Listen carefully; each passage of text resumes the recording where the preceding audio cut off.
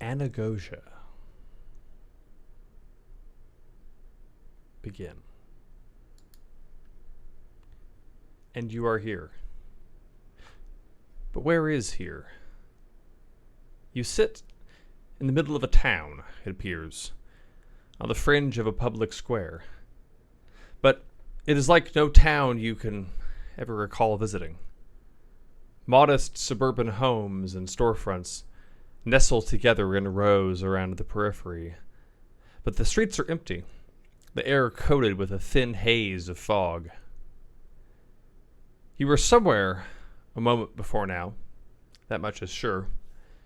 Closing your eyes, laying yourself down to sleep after a long day. Reclining in your desk chair on a weekend afternoon. Blacking out in a fit of panic as the latest seize in your weakening heart proved to perhaps be the last. But which was it? You did not feel scared, merely mystified, and somehow watched. There is not a sound of life, not even from the things which may be birds flapping above.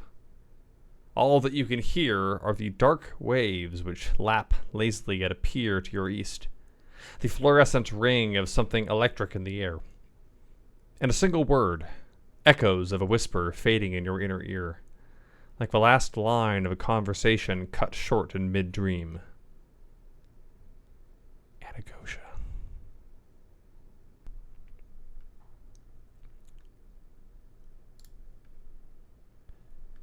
On trembling legs, you take to your haunches in hopes of collecting your senses.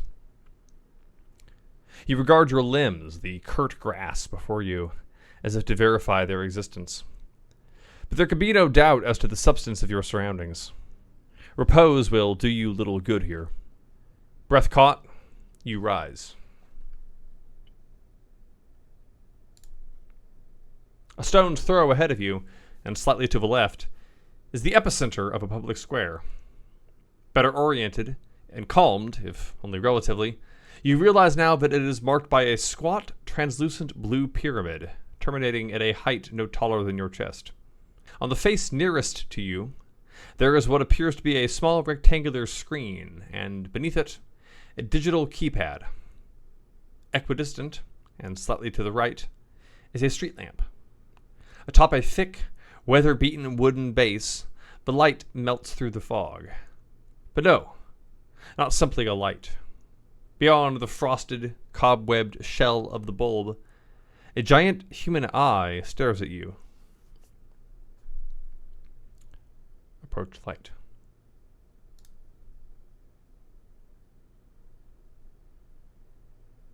Hello, stray one. The words resonate inside your head like a ringing ear, a high and electric hum. They betray neither gender nor age, neither kindness nor anger. You are fearful, I gather. The eye does not blink, but the light which wreathes it ebbs and gleams in cadence with your words. It should strike you as nothing but a chilling, monotone intrusion, and yet you find yourself compelled to listen. You could not be blamed. I can speed your departure from this place, but first, you must complete a series of tasks. One task, rather, spread piecemeal in all directions. What do I have to do?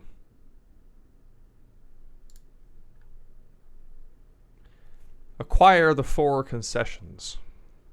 In the waters to the east, where lies the key to Phaedra's faults of salt and silt. In the fields to the south, where the vacant angel sings in silence.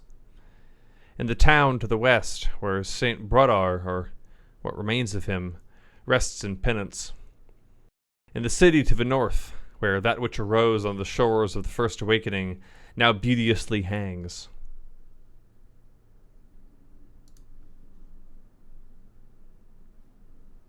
Proceed east.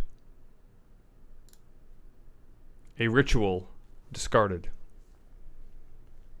As the waterfront grows into focus, you happen upon the remnants of some rite. Puddles of hardened wax, fading shades of ivory, crimson, and cerulean, melt across the cold concrete in a lowly clump.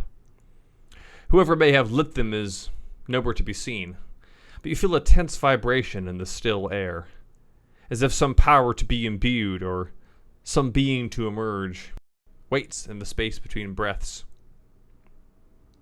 Many rituals are conducted in ANAGOGIA to many ends. Those few who see one through often regret it. Lost Docks. The haze thickens as you make your way further down the landing. Row after row of boats float motionless in the pale water, masts jutting like goose-pimpled hairs into a gray sky. Some seem like homes, others recreational, but neither captains nor crews are accounted for. If you could reach one, perhaps you would find a means to travel back from whence you came.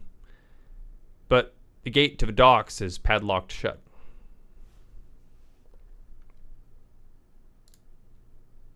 Ashen Coast. The boardwalk ends, sinking into a bleak shoreline. Spindly vegetation huddles in clusters where the crumbling grass meets slate gray sand stretching as far as the eye can see. Despite the daylit hour, waves lap at high tide. Heavy clouds huddle over an island in the distance. Between the sighs of the sloshing waves, or perhaps within them, you hear it call for your arrival. But are its pleas genuine, or just the loneliness in your head crying out for a destination? Inspect. Carcass. You happen upon the mess of something which once was. So one must presume, that is. The mangled spasm of seaweed, claws, and flesh before you cannot possibly draw breath. Yet, casting your gaze to the silver horizon, you feel not unlike turning your back on a staring stranger. A limb twitches out of the corner of your eye, and you regard the lump once more. Sure enough, it lives. How and for what, there is no telling. You consider putting it out of its misery, but for all you know, it arrived here by the hand of someone who tried to do the same.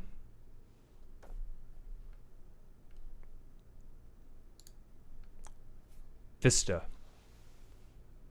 Continuing down the coastline, the land rises and the semblance of civilization dissipates. There is only you, the sea, and a briny breeze which wrinkles the water's surface. Yet eventually, beneath the cloud cover, so thick one could almost stretch to grasp their icy folds, there emerge distant islands. They are no more than a broad and misty silhouette, yet one among them still draws your attention. Upon an outcropping rises a rusty bronze spyglass, its podium clotted with underbrush. Its lens leans toward the island.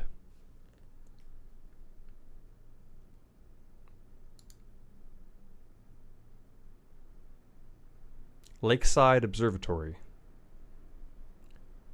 The waters winnow to an inlet, and you proceed landward. An inlet becomes a creek a river, and a river a lake. Through it all, your surroundings change little. Spare shrub grass, salty sand, and an overcast sky. Finally, at the crest of a lake, there rests a rounded, faceless construct. Reflected in obsidian water, it betrays nothing of its radius.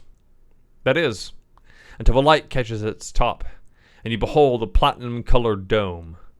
From within, a cylindrical aperture angles skyward. An observatory. But what heavenly spheres could it possibly observe in this place? You test the front doors. Locked. Around its curvature, a squarish wing breaks the building's smooth facade. Its wooden door is ajar.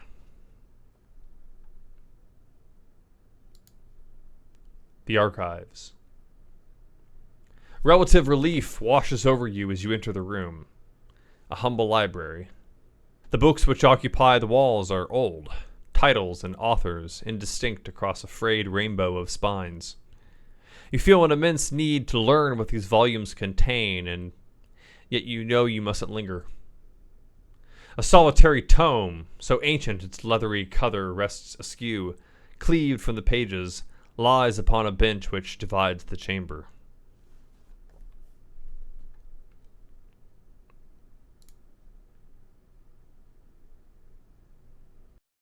The Mottled. Exiting the library, you are greeted by a quartet of strange figures. With hollow chests and faces, they dance and bob as if partaking in some silent revelry. "Oh, welcome ye," says the figure nearest you. "New arrival ye," says its immediate compatriot, gesticulating to the side.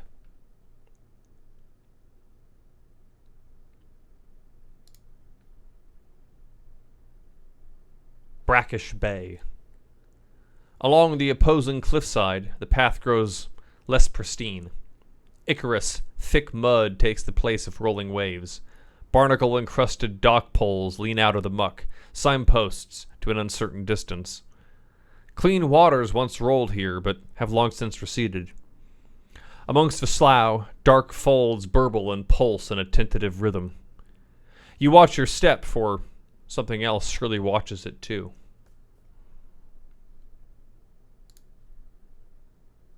Umbral Chapel. You scrape your muddy soles in dry grass as you approach a hillside, vacant except for a single small church. It is as dark as the border of low, coarse stones which surround it. Wind whistles over the plateau. It is a sound of taut anticipation, of a place so burdened with anxious hope that you can almost feel it condense along with the rain. Of which is the first church in ANAGOGIA, there is much debate, although which is the oldest is seldom questioned. However, there comes a time when a house of worship must serve a more direct purpose, to make good upon the vow of sanctuary it administers. Its parishioners would settle for no less.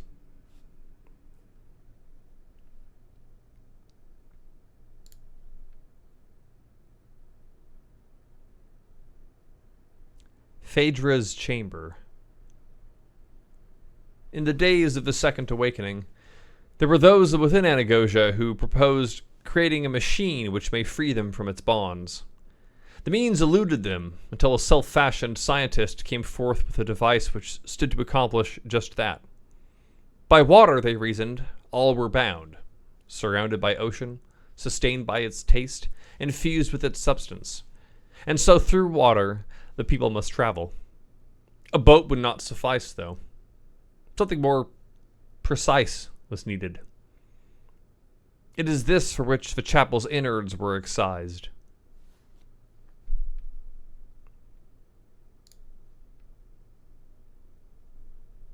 You turn the knobs on the device and stand beneath its spout. Rusted nodules spring to life around you, spraying a clear fluid upon your body with a staccato hiss. It resembles water, but it seems purer somehow, viscous, like honey upon your lips. By the time you notice that your hands can be seen through, your limbs a bloated assemblage of glassy currents, you are too enraptured to voice concern. The spout discharges a blinding light, and you evaporate.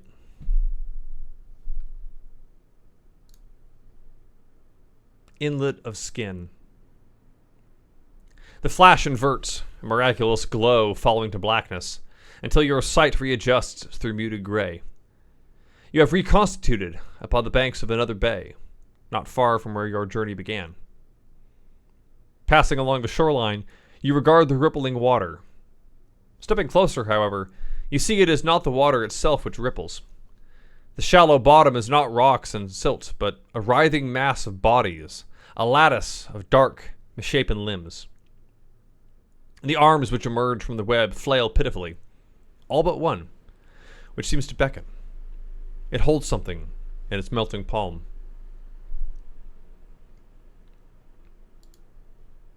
You reach into the water and meet the hand's limp grasp. Your fingers emerge, clutching a small fish, emerald green with red and empty eyes. Carved by fingernail into its belly are 4 numbers. 2, 1, 4, 9. These are those who the chamber's machinations failed, early experiments of an escape which was never to be. You have not fled ANAGOGIA, but neither have you succumbed to this fate. Still, they believe you are one of them. You would not wish to test the reach of their grasp should they discover you are not, and grow bitter.